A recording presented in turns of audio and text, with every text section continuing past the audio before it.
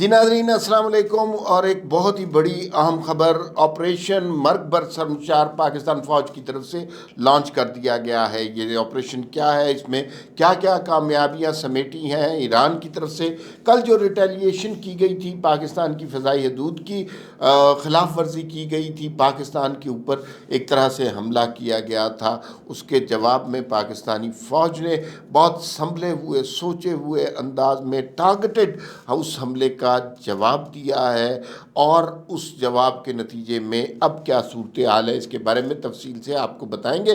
کل آپ نے دیکھا کہ رات کے وقت اندھیرے میں ایران کی طرف سے پاکستان کی فضائی حدود کی خلاف ورزی کی گئی، پنجگور کے علاقے میں پاکستان کے علاقے میں بلوچستان میں حملہ کیا گیا، اور کہا یہ گیا کہ پاکستان میں ایران کی طرف سے یہ کہا گیا کہ پاکستان میں دہشت گردوں کے ٹھکانوں پر حملہ کیا گیا، اور اس کے بعد یہ خبر ایران کے میڈیا پر بریکنگ نیوز کے اوپر چلائی گئی۔ حیرت کی بات ہے، جس وقت یہ کچھ ہوا اس وقت پاکستان اور ایران کی جنگی مشقیں چل رہی تھیں، پاکستان اور ایران ڈپلومیٹک لیول پر ایک دوسرے سے انگیج تھے۔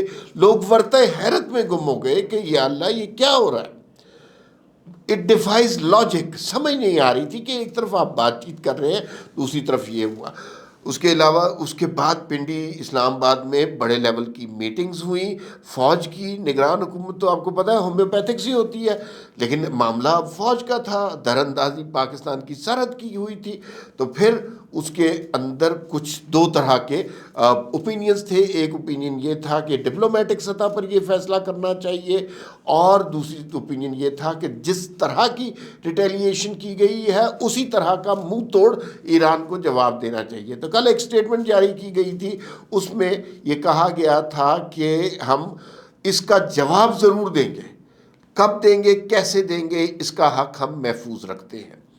اور آج صبح پتہ چلا کہ پاکستان نے ایران کے بزدلانہ حملوں کا جواب دیا، اور ڈٹ کر تگڑے طریقے سے دیا، اور ایک آپریشن لانچ کیا، اور آپریشن مرگ بر سرمچار کے نام سے اس آپریشن کو لانچ کیا گیا۔ مرگ برگ اس کو فارسی میں کہتے ہیں مرد آباد، سرمچار ان بلوچ دہشت گردوں کو کہتے ہیں جو سیستان یا ایرانی بلوچستان کے علاقے میں پنپ رہے ہوتے ہیں، ان کے حوالے سے، اور انہی کے اوپر پاکستان نے حملہ کیا، اور انہی کی سر کو بھی کرنے کی کوشش کی گئی ہے۔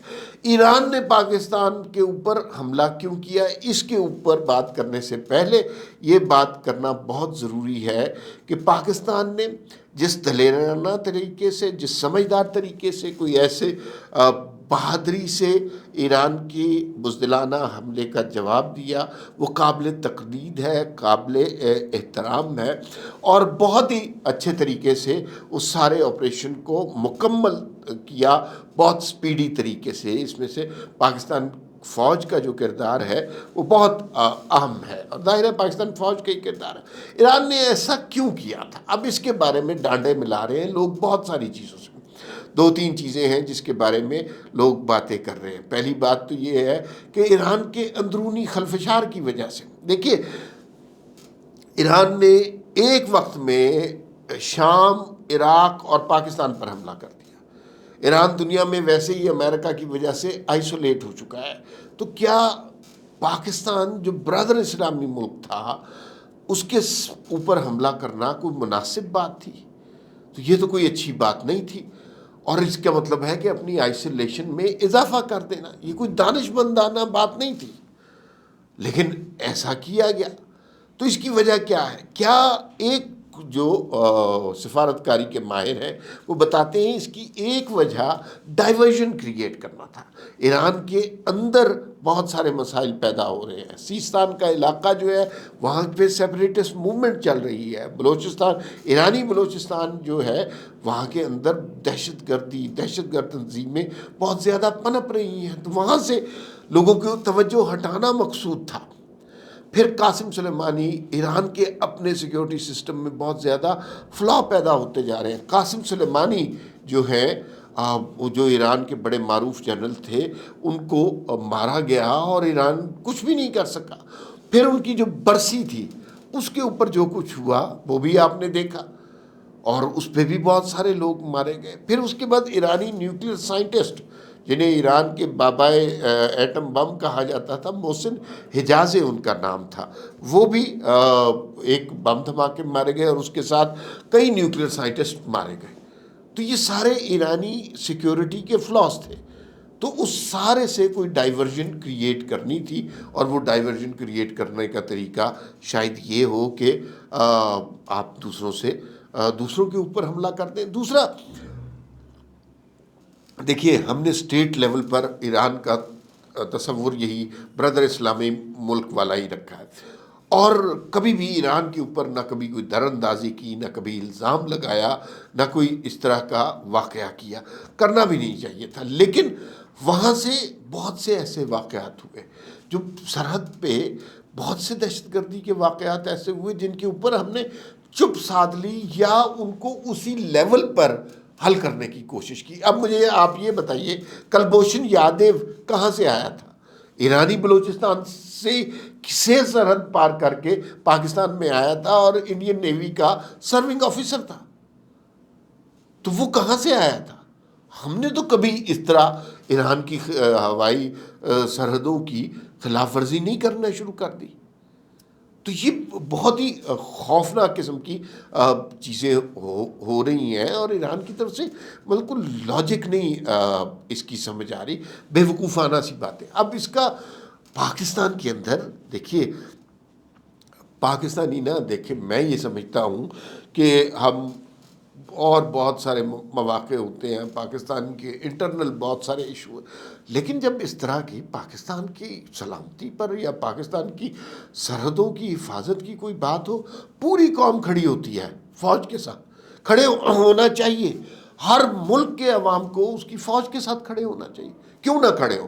اس لیے کہ اس موقع پر محافظ آپ کے وہی ہوتے ہیں، اس موقع پہ جانوں کا نذرانہ وہی پیش کر رہے ہوتے ہیں، اس موقع پر ملک کا تحفظ وہی کر رہے ہوتے ہیں، اور انہوں نے ہی کیا ہے۔ تو جو ایران کو آج جواب دیا ہے آپریشن مرگ بر شرمشار میں، انہوں نے ہی دیا ہے، تو ان کا احترام کرنا چاہیے، اور جس لیرانہ طریقے سے کیا ہے ان کو سلوٹ پیش کرنا چاہیے۔ تو یہ بہت میرے خیال میں اس وقت جو یکجہتی کا اور پوری قوم میں جس اتحاد کا سا جذبہ نظر آ رہا ہے، یہ بہت اچھی بات ہے، اور اس میں کسی قسم کا اختلافی نقطہ نہیں ہونا چاہیے۔ اور اگر کوئی شخص یہ کریٹ کرتا ہے تو وہ اس کا مطلب ہے کہ اس اتحاد میں تقسیم کی کوشش کر رہا ہے۔ اہم بات اس وقت یہی ہے کہ وہ جو بزدلانہ حملہ کیا گیا تھا پاکستان کے برادر اسلامی ملک کی طرف سے، وہ اس کا جواب پاکستان نے جواب دے دیا، کیلکولیٹڈ، فوکس، ٹارگیٹڈ رسپانس دے دیا۔ پہلے تو ہم نے یہ کیا کہ ڈپلومیٹک ٹائز ختم کر دی۔ ڈیسنٹ قوموں کا یہی رسپانس ہوتا ہے کہ آپ اپنی ڈپلومیٹک ٹائز، ہم نے اپنا سفیر جو ہے واپس بھیج دیا، واپس بلا لیا، اور چار بہار جو بارڈر ہے وہاں پر جو امیگریشن کا عملہ تھا وہ بھی واپس بلا لیا گیا۔ اور پھر اس کے بعد ایران کے جو سفیر تھے وہ پاکستان میں نہیں تھے، لیکن ان کو ہم نے کہہ دیا کہ اب آپ پاکستان آنے کی ضرورت نہیں ہے۔ دنیا میں جہاں پہ بھی کانفلکٹ ختم اس طرح کا پیدا ہوتا ہے تو وہاں پر یہی ہوتا ہے کہ آپ سب سے پہلے اپنے ڈپلومیٹک ٹائز ختم کرتے ہیں، لیکن ایک رے آف ہوپ، کیونکہ جنگ الٹیمیٹلی حل نہیں ہوتا۔ اگر آپ کسی کے ساتھ زیادتی کریں گے، دوسرا آپ اس کے ساتھ زیادتی کرے گا، الٹیمیٹلی ڈائیلاگ، ڈسکشن ضروری ہوتی ہے۔ اب کیا کرنا ہوگا؟ یہ ایک طرح کا پروٹیسٹ ہوتا ہے کہ آپ نے اپنا سفیر واپس بلا لیا، ان کا سفیر بھی واپس چلا گیا، لیکن اب ایک راستہ کھلا ہے، سفیر واپس بلایا ہے لیکن سفارتی تعلقات منقطع نہیں کیے۔ تو مجھے بڑی توقع ہے کہ ایرانی حکومت جو ہے وہ ہوش کے ناخن لے گی، اور الٹیمیٹلی یہ بات کو گفتگو سے ریزالو کرے گی۔ ایک نقطہ نظر یہ بھی ہے اور سامنے آ رہا ہے کہ جو پاسداران انقلاب ہے یا ریپبلکن گارڈ ہے، وہ جو ہے انہوں نے یہ حملہ کیا حکومت کی اطلاع کے بغیر، لیکن راہبر کی اطلاع کے بغیر وہاں پہ ہوتا تو کچھ نہیں ہے، لیکن اس سے ایرانی حکومت کی کا کنفیوژن اور کمزوری ظاہر ہوتا ہے۔ پاکستان پہ حملہ کیا اور مزہ آج انہوں نے چکھ لیا، یہاں تک بات بالکل درست ہے۔ دعا کیجئے کہ آئندہ ان کی طرف سے کسی ایسی حماقت کا ارتکاب نہ ہو۔ فی الوقت اتنا ہی، پھر ملاقات ہوگی۔ اللہ حافظ۔